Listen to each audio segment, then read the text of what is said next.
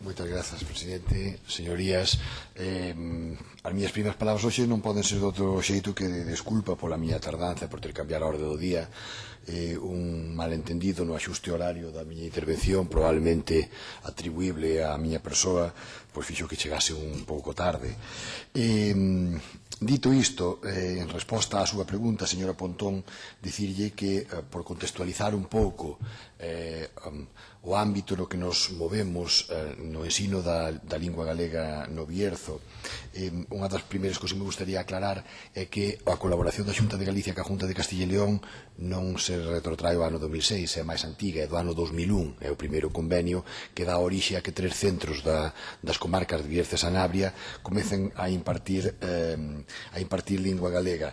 Iso sí, renovouse, tiña unha duración de 5 anos e renovouse no ano 2006, como vostede ben dixo, e agora prorrógase, se nunha das partes a denuncia anualmente. É un programa que está funcionando cunha efectividade que eu creo que nun principio nin as máis optimistas das perspectivas podían atribuirlle.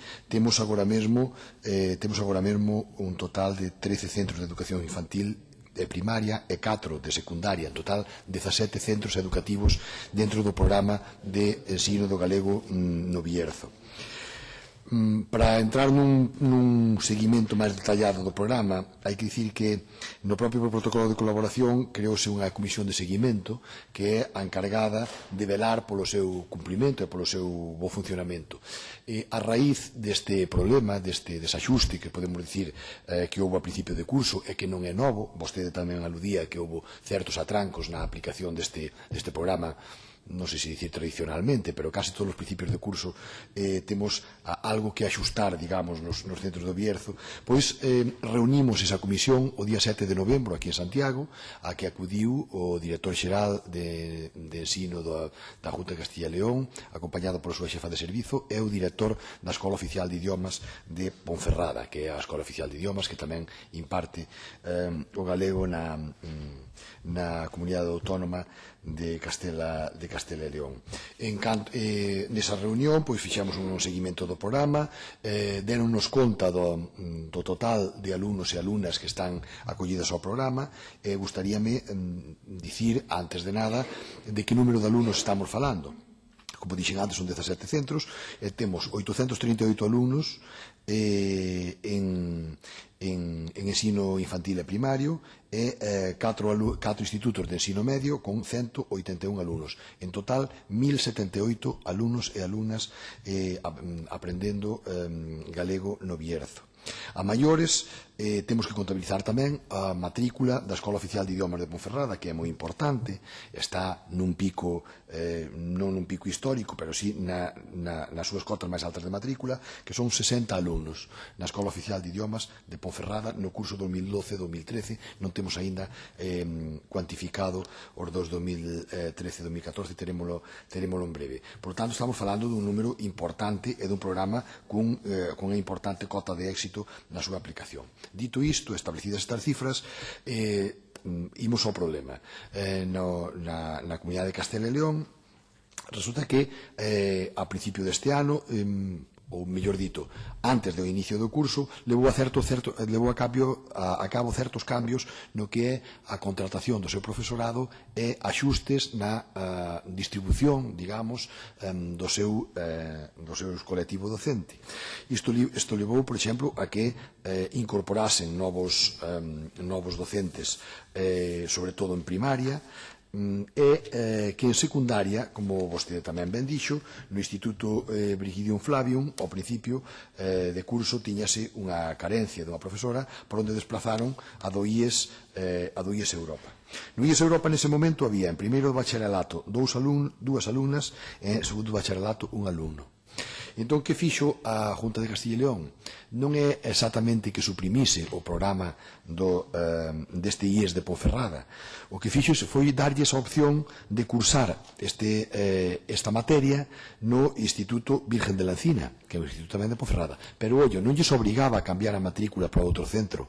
Podían cursar esta asignatura por separado no centro que está anexo no Virgen de la Encina. Ben, é certo, houve protestas, houve reclamacións por parte de asociacións de nais e pais, tamén por parte do colectivo Falaceibe do Bierzo, e o que fan é contratar outra profesora a media xornada para o Brigidum Flavium e reincorporar a profesora que estaba neste instituto Poies Europa. Nese momento, esas dúas alumnas, porque o alumno que estaba en segundo do bacharelato xa fixera o cambio para o Virgen de la Cina, esas dúas alumnas tiñan elixida xa outra optativa, unha delas collera psicología e outra delas collera francés como optativas. Unha vez reincorporada a profesora o IES Europa, entón miramos a maneira de que estas alumnas poidan volver a coller a asignatura de galego.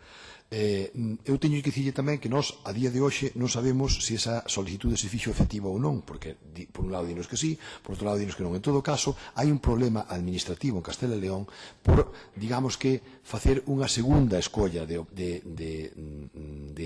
asignatura optativa, deixar a que neste momento teñen psicoloxía, unha delas francesa outra, para retrotraerse outra vez ao do galego. Pero o certo é que a docente está no centro, contratada a tempo completo en este centro do IES Europa, e a partir de aí ten que ser a Junta de Castilla e León quen faga ese cambio da inscripción destas dúas optativas en dúas alumnas do IES do que estamos falando.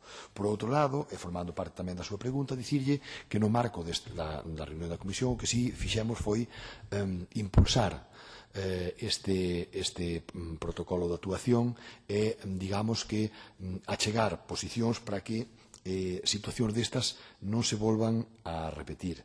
E refírome a que a Junta de Castilla e León agora mesmo os criterios que está aplicando de ratios mínimas nas súas aulas son en zona urbana, como correspondería a Ponferrada, neste caso que estamos tratando, un mínimo de 10 alumnos, en zona rural un mínimo de 8 alumnos. Como calquera de vostedes poden entender, estamos falando dun problema de dúas alumnas en primeiro de bacharelato. Isto é que nos leva, déxeme falar, isto é que nos leva a que temos que aumentar a ratio de alumnos por aula para dentro do programa. Por qué? Porque chama a atención que se temos en primaria 394 alumnos en infantil e primaria, sumados os 4 centros educativos que imparten galego dentro do ámbito municipal de Ponferrada, porque, habendo 2 IES nada máis, en primeiro de bacharelato só temos 2. E este é o problema de fondo o que hai que buscarlle solución.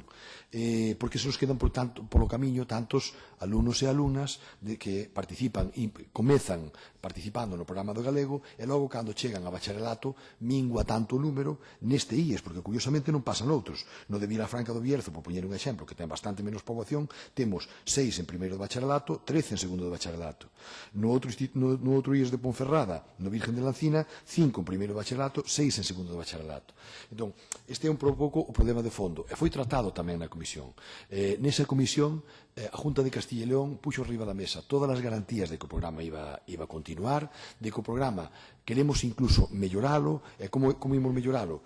Pois, en primeiro lugar, achegando máis eses docentes de galego á comunidade de docentes de galego en Galicia.